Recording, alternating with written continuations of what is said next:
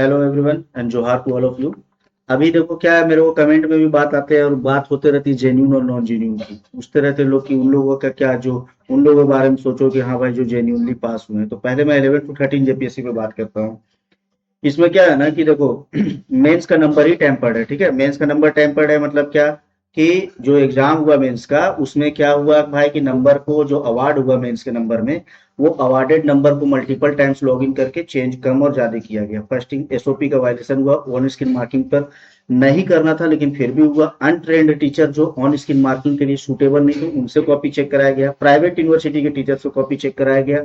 अयोग्य शिक्षकों से कॉपी चेक कराया गया। हिस्ट्री वाले इकोनॉमिक्स चेक किए, साइंस वाले, पता नहीं क्या क्या चीज हुआ। ऐसा डीआर माथुर का एक लेटर वायरल था। ठीक है, अब योग्य और अयोग्य पर आते हैं। फॉर एग्जाम्पल एक बात बताते हैं, जिसको आप नॉन जेन्यून बता रहे हैं, मतलब जिसको आप अयोग्य बता रहे हैं, हो सकता है कि मैं एक एग्जाम्पल दे रहा हूँ जो मेरे पास आया है कि मार्कशीट, उस पर बता रहा हूँ कि 595 मार्क्स है उसको मेंस में। 35 मार्क्स से जमाल अहमद जो घूस लेके मार्क्स देता था ना इंटरव्यू में, वो बंदा जो जमाल अहमद जो क्या बोलते हैं अपना हजारीबाग में दलाल घुमाता था, वो बंदा उसको 35 नंबर देके बाहर कर दिया। ठीक है, अभी इसको आप नॉन जेन्यून बोलोगे और ये भी जेन्यून जो है अभी जो दूसरा बंदा, वो उसको आप कैसे करोगे? तो 480 नंबर लाया है वो मेंस में। उसको किसी सब्जेक्ट में, पर्टिकुलर सब्जेक्ट में मेंस में नंबर को बढ़ा दिया गया और किसी बंदे का नंबर को कम कर दिया गया क्योंकि उसको एक मतलब सेलेक्ट करवाना था, उसको नंबर को बढ़ा दिया गया। उसका नंबर आ गया 590।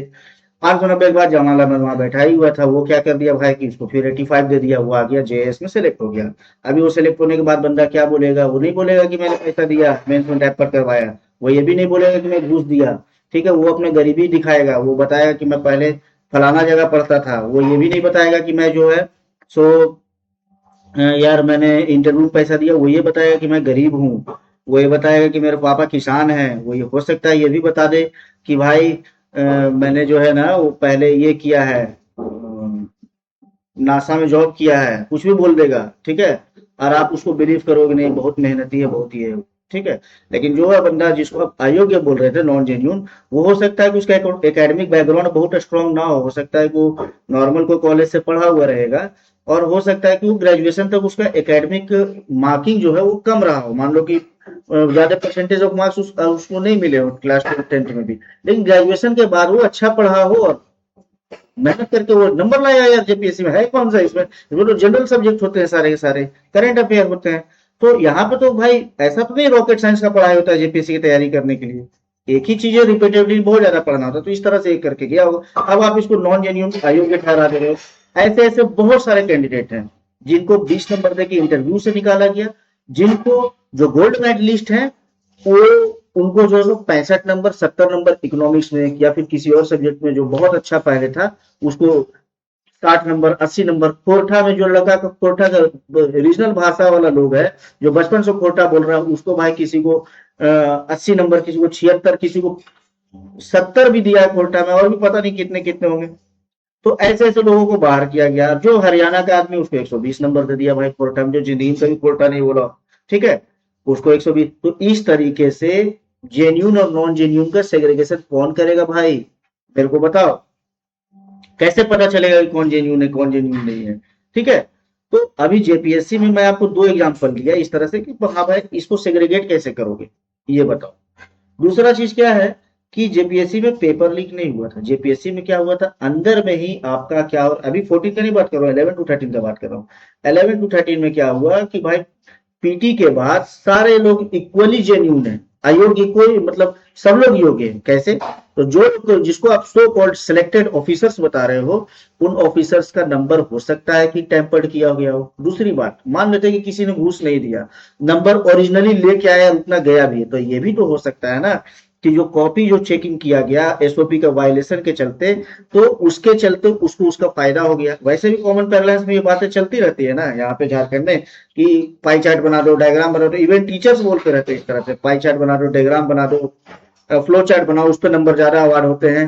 तो हो सकता है कि फर्जी वो पाई चार्ट बनाया वैसे, और पाई चार्ट में जो है गलत गलत डेटा भरा और नंबर उसको मिल गया। क्योंकि जो चेक कर रहा है कॉपी को, वो बंदा जो है वो मान लो कि किसी रेस्पेक्टिव सब्जेक्ट में, उस रेस्पेक्टिव सब्जेक्ट का वो टीचर ही ना हो, उसका प्रोफेसर ही ना हो। क्योंकि प्राइवेट यूनिवर्सिटी वाले आके चेक कर दिए कॉपी को, और बहुत सारे अनियमितता हुई है, इरेगुलरिटीज हुई, कोई भी आदमी किसी का भी कॉपी चेक कर दिया, तो इस तरह की बातें सामने आई है। ठीक है, अभी दूसरी बात क्या है कि ये तो कॉपी पर है कि मार्किंग पर, दूसरी बात क्या है कि किसी बंदे का मान लो कि पैसा देके नंबर बढ़वा रहा हो, ठीक है, अब नंबर बढ़वा रहा हो तो किसी का 580-90 नंबर आया हुआ रहेगा, अब उसको कम करने के लिए क्या किया गया, तो उसको 40-50 नंबर कम कर दिया गया। क्यों? क्योंकि भाई आपका एक सब्जेक्ट में मान लो कि 140 आ रहा रहेगा, 130 आ रहा होगा, उसको आपको कम करके 75 कर दिया, आप जो है मेंस के कटअप से ही बाहर हो गए, और जो लोग जो नए लोग हैं जिसको जाना था उसको बढ़ा दिया गया। तो आप कैसे उसको बताओगे कि भाई कि आपके बढ़ाने की वजह से किसी का कम हो गया,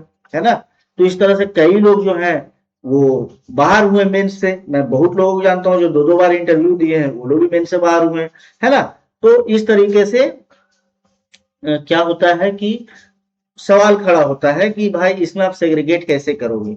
हो सकता है यहाँ पे मैं मानता हूं कि कुछ लोग जो बिना पैसा दिए भी किस्मत के बदौलत चले गए और ऑफिसर बन गए। किस्मत में यहाँ वर्ड इसलिए कर रहा हूँ यूज क्योंकि मेंस का नंबर जो कैसे चेक हुआ है वो किसी को नहीं पता है। सब लोग जो हैं वो अब सवाल के घेरे में आ गए हैं। कैसे जो टॉप रैंकर है वो भी और लास्ट रैंकर है वो भी, ठीक है? तो बहुत सारे लोग जो हैं वो इस तरह का नाम आ रहा है, सेलिब्रेट किए, डीएसपी बने और दिख रहा है भाई पैसा देके गए हैं। तो एक ये बात है। तो इस तरीके से क्या हो रहा है ना कि अभी कोर्ट में भी जो जवाब दिए गवर्नमेंट, उसमें उसमें उन्होंने एक्सेप्ट कर लिया कि भाई यहाँ मास बगलिंग हुआ है। मास बगलिंग का मतलब ही हुआ है कि बड़े पैमाने पर करप्शन हुआ है, बड़े पैमाने पर हम छटनी नहीं कर सकते हैं इस चीजों को, इसीलिए हम रद्द करते हैं, ऐसा इन्होंने जवाब में दिया जब रद्द करने के बाद हुई। तो अब इन लोगों ने स्टे ऑर्डर, दीपक रोशन का बेंच था, उन्होंने स्टे ऑर्डर दिया हाई कोर्ट ने। अब स्टे ऑर्डर दिया है तो उसको राह पर नौकरी चल रही है। अब आगे क्या होता है वो देखते हैं, लेकिन यहाँ पे जेन्यून और नॉन जेन्यून का बात ना किया जाए। दूसरी बात, come to the point, JSSC CGL पे आते हैं। जेएसएससी सीजीएल पे पेपर लीक या आंसर लीक हुआ था, ये बात तो साफ साफ क्लियर है। अब वो आंसर लीक होने के बाद जो है सो कितना प्रोपेगेट किया, कितना रेजोनेट किया इंटरनेट पे, इसका अंदाजा लगाना है, कितने लोगों को मिला, ये लगाना है अंदाजा, है ना? तो अंदाजा में बात नहीं ना होगा यार। अब क्या है कि कोई नेपाल जाके पढ़ा, कोई नियामतपुर पढ़ा, I don't care about that, but internet was ban out that day and wifi was active, wifi चालू था, तो वाईफाई के थ्रू मिल सकता, फोन कॉल चालू था, आंसर एक एक आंसर को लिखवाया जा सकता है दूसरे को फोन कॉल करके, बहुत चीज पॉसिबल है। तो वहां पे भी सेग्रीगेशन जो है ना पॉसिबल इसलिए नहीं है क्योंकि आप जो है ना ये बोल ही नहीं सकते कि कौन जेन्यून है। पढ़ने वाला लगा के उसको आंसर मिलेगा तो नहीं लेगा, लेगा ना भाई। तो आप बोल नहीं सकते हैं कि कौन पढ़ने वाला है कौन नहीं पढ़ने वाला। दूसरी बात है क्या कि कंडीशनल ज्वाइनिंग हुई थी, चलो उस पर भी नहीं जाते हैं। तो यहाँ पे जेएसएससी सीजीएल में कि पेपर लीक हुआ तो आप उसका पैमाना नहीं नाप सकते कहां तक गया है। और मेंस में 11 to 13 जेपीएससी में आप ये नहीं बता सकते कि कौन जेन्यून है कौन नहीं जेन्यून है। बहुत लोग हैं जो डिजर्विंग थे, डिजर्विंग क्या बहुत अच्छे लोग थे, उनका नंबर नहीं आया, निकले बाहर। किस्मत पर लिए हुए सब लोग यहाँ पे नियति मान लिया है कि चलो भाई 20% 30% सीट बिकता है, उसी पर लोग खेलते हैं, इसको नियति मानते हैं। इसको विडंबना है यहाँ झारखंड का कि लोग इसको कंडेम नहीं करते हैं। कोचिंग वाले तो ऐसे है ही, कॉमन पैरलेंस में भी लोग कंडेम नहीं करते हैं कि हाँ भाई राज्य का इतना बड़ा एजेंसी जो इतना बड़ा सर्विस सिविल सर्विसेज का एग्जाम लेता है, तो वहां पे लोग इसको नियति मान लेते हैं कि नहीं इतना तो होता ही है ना। ठीक है, कोई सवाल नहीं खड़ा करता है, जबकि ये चीज होना नहीं चाहिए था कि किसी व्यक्ति का नंबर को इस तरीके से खेला जाए, किसी भविष्य के साथ खेला जाए, मजाक किया जाए। बहुत लोग त्याग तपस्या करके करते हैं। हाँ, एक चीज और आया, इमोशनल एंगल मत दिखाओ मुझे कमेंट में आके कि हाँ भाई ये लड़का जो है सो गरीब घर का, इसका क्या होगा, ये सब मत दिखाओ यार। कि भाई इमोशनली रैशनली बात करो कि हाँ भाई वो बंदा जो सिलेक्ट हुआ है, मान सकता हूँ कि उसने करप्शन नहीं किया, तो क्या उस बंदे के पास ये कैपेबिलिटी है कि वो ये बता सके कि हाँ भाई मेरा नंबर जो है एग्जैक्टली इसी बेसिस पर आया? क्या वो अपना कॉपी भी देख सकता है? या देखे जाके अपना कॉपी जो सिलेक्ट हुआ है उसको भी कॉपी नहीं दिखाया जा रहा। कॉपी का पता नहीं है, कोई चीज क्लियर नहीं है और बता रहे हो जेन्यून नॉन जेन्यून। सो योग्य और अयोग्य की बात मेरे कमेंट में कोई आके मत कीजिएगा, क्योंकि मैं 60,000 लोग जो सेलेक्ट हुए जेपीएससी के 11 to 13 जेपीएससी के पीटी में, मैं सबको योग्य मानता हूं, क्योंकि मेंस वाज टोटली स्क्रैप, पूरा का पूरा खराब था मेंस, एंड इंटरव्यू तो था ही चौपट। ठीक है, तो मेंस और इंटरव्यू वाज टोटली स्क्रैप, और ऐसा सरकार भी बोल रही है। और आगे कोर्ट में क्या होगा वो देखते हैं। बट मेरे कमेंट में आके मत बात करो, मैं सबका जवाब एक ही बार दे दिया आज। तो thank you to all of you. And ये बातें सबको पता चलेगी, जो कॉमन लोग हैं उनको भी पता चलेगी, जो एग्जाम नहीं दिए रहेंगे, जो नए कैंडिडेट आने वाले हैं एग्जाम के लिए उसको भी पता चलेगी, और बाकी जो पुराने वाले सबको तो पता ही है। ठीक है, so thank you to everyone and Johar to all of you.